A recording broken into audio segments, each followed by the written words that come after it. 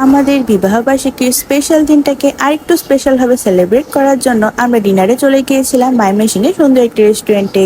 রেস্টুরেন্টের সুন্দর পরিবেশের সাথে মজার মজার খাবার দাবার, তার সাথে আমাদের স্পেশাল দিনটাকে একটু ভালোভাবে সেলিব্রেট করলাম। সেখানে আমরা কি কি খেয়েছিলাম, সুন্দর পরিবেশ, তার সাথে আরো কি কি করলাম, সেই সবকিছুই আজকে তোমাদের সাথে আমার ব্লগটিতে শেয়ার করব।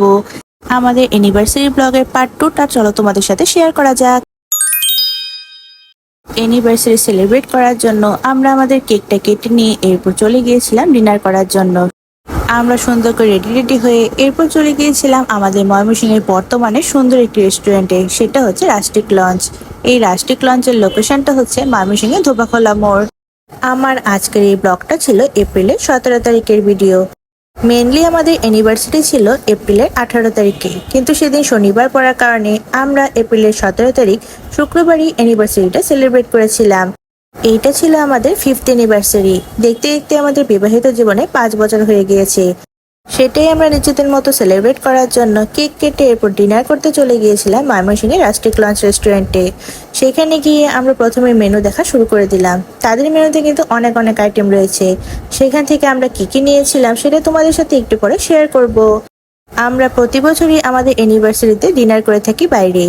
এবারও তেমনি আমাদের অ্যানিভার্সারি ডিনারটা করার জন্য আমরা রাস্টিক লঞ্চে যাব, সেটা আগে থেকে সিলেক্ট করে রেখেছিলাম। খাবারগুলো অর্ডার দেওয়ার পর এখানে আমরা দুজনে মিলে একটু ভিডিও করে নিয়েছিলাম। এই ছোট ছোট ভিডিও ক্লিপগুলো কিন্তু অনেক কিউট ছিল। আমাদের এই স্পেশাল মুহূর্তে ছোট ছোট এই ভিডিও ক্লিপগুলো কিন্তু অনেক বেশি সুন্দর। এগুলো আমাদের স্মৃতি হিসেবে রয়ে যাবে, আর পরবর্তীতে অন্য কোনো সময় ফোনের গ্যালারি ঘেটলে এই সুন্দর সুন্দর ছবিগুলো দেখা যাবে। তার সাথে ভিডিও ক্লিপগুলো সবকিছু মিলে অনেক ভালো লাগবে। বেশ কিছুক্ষণ ওয়েট করার পর আমাদের প্রথম খাবারটা চলে আসে। আমরা সেখানে গিয়ে ফার্স্টে অর্ডার দিয়ে দিয়েছিলাম তাদের এখান থেকে থাই স্যুপ। আমরা একটা থাই স্যুপই নিয়েছিলাম দুজনে মিলে শেয়ার করে খাওয়ার জন্য। তাদের থাই স্যুপটা চিকেন আর চিংড়িতে একদম ভরপুর ছিল, আর পরিমাণটাও বেশ ভালো ছিল। এটার প্রাইস নিয়েছিল 190 টাকা। খেতেও কিন্তু বেশ ভালো ছিল। দুজনে মিলে মজার এই থাই স্যুপটা শেয়ার করে খাওয়ার পর এরপর আমরা আমাদের বাকি খাবারগুলো অর্ডার দিয়ে দিলাম। খাবারগুলো আস্তে আস্তে এখানে যেহেতু রাষ্ট্রীয় রেস্টুরেন্টটা কিন্তু অনেক বেশি সুন্দর, আর ডেকোরেশনটাও কিন্তু খুবই সুন্দর, সেখানে আমরা কয়েকটা সুন্দর সুন্দর ছবি তুলে নিচ্ছিলাম। যেহেতু বাসা থেকে অ্যানিভার্সারি স্পেশাল সুন্দর করে সাজুগুজু করে এসেছিলাম, তাই ছবি না তুললে তো একদমই চলবে না। এখানে আমার হাজবেন্ড অনেকগুলো ছবি তুলে দিয়েছিল, কিছু কিছু তোমাদের সাথে শেয়ারও করেছি। তার সাথে এখানে আয়না দেখলেই ভিডিও করা শুরু করে দিলাম। এই রাষ্ট্রিক লঞ্চে এর আগে একবার আমাদের আসা হয়েছিল, যখন নতুন নতুন ওপেন হয়েছিল। কালী পূজার সময় এসেছিলাম, তখনও কিন্তু তাদের ডেকোরেশন তার সাথে খাবার দাবার আমাদের কাছে অনেক ভালো লেগেছে। এই জন্যই আমরা আগে থেকে প্ল্যান করে রেখেছিলাম এবারে আমাদের বিবাহ বার্ষিকীটা এখানেই সেলিব্রেট করা যাক। এইদিকে সুন্দর সুন্দর ছবি তুলতে তুলতে আমাদের খাবারগুলো চলে আসে। বেশিক্ষণ সময় লাগেনি, বেশ কিছুক্ষণ সময়ের মধ্যেই আমাদের খাবারগুলো চলে আসে। আর খাবারগুলো আসার পরে দেখতে পেলাম খাবারগুলো কিন্তু দেখতে অনেক অনেক বেশি সুন্দর ছিল। একটা আমার হাজবেন্ড নিয়েছিল আর একটা নিয়েছিলাম আমি। এই খাবারগুলোর মধ্যে ডিম দেওয়া যে প্ল্যাটারটা ছিল সেটা ছিল তাদের সিগনেচার প্ল্যাটার, সেটা আমার হাজবেন্ড খেয়েছিল। আর আমি তাদের এখান থেকে নিয়েছিলাম সি ফুড বোল। সি ফুড বোলটাতে ছিল প্রন, তার সাথে চিকেন, ক্যালামারি, মানে সি ফুড আইটেমে ভরপুর ছিল। সেই সাথে তাদের রাইসটা একটু ঝাল ঝাল ছিল, চিকেন কারিটা একটু মিষ্টি মিষ্টি ছিল। দুটো একসাথে মিলিয়ে খেতে কিন্তু দারুণ মজা লাগছিল। সব সময় তো একরকম খাবারই খাওয়া হয়ে থাকে, এবার ভাবলাম একটু ভিন্ন কিছু ট্রাই করা যাক, তাই এই সি ফুড বোলটা নিয়েছিলাম।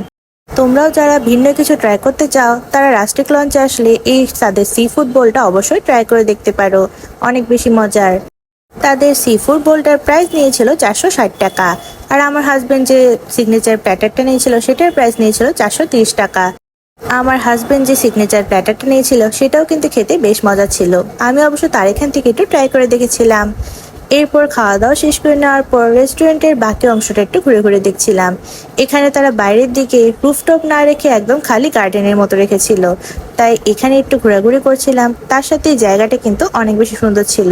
সুন্দর জায়গায় আসবো আর ভিডিও বানাবো না তা তো হতেই পারে না। এখানেও আমার হাজবেন্ড আমাকে অনেকগুলো ছবি তুলে দিয়েছিল, তার সাথে ভিডিও করে দিয়েছিল। আয়না দেখে এখানে একটু ছোট ছোট ভিডিও ক্লিপ নিয়ে নিচ্ছিলাম। কয়েকদিন ধরে তো বেশ অনেকটা গরম পড়েছে, আর এই গরমের মধ্যে ঠান্ডা ঠান্ডা কিছু না খেলে তো ভালোই লাগে না। আমার আবার চকলেট শেক অনেক অনেক বেশি পছন্দের, তাই আমার হাজবেন্ড আমাকে একটা চকলেট শেক নিয়ে দিয়েছিল। ঠান্ডা ঠান্ডা চকলেট শেকটা খেতে অনেক মজা ছিল। এটার প্রাইস কত ছিল সেটা মনে নেই, তাই শেয়ার করতে পারলাম না। আমাদের বিবাহ বার্ষিকীর স্পেশাল দিনটা আমাদের কিন্তু খুবই ভালো কেটেছে। একসাথে ডিনার করলাম, তার সাথে কেক কাটলাম আর নিজেদের মতো সেলিব্রেট করলাম। সবকিছু মিলিয়ে আমাদের 5 বছর বিবাহ বার্ষিকীটা এবার এভাবেই কেটে গিয়েছে। আর এরই সাথে আমার আজকের ব্লগটি এখানে শেষ করছি। Thanks for watching, by.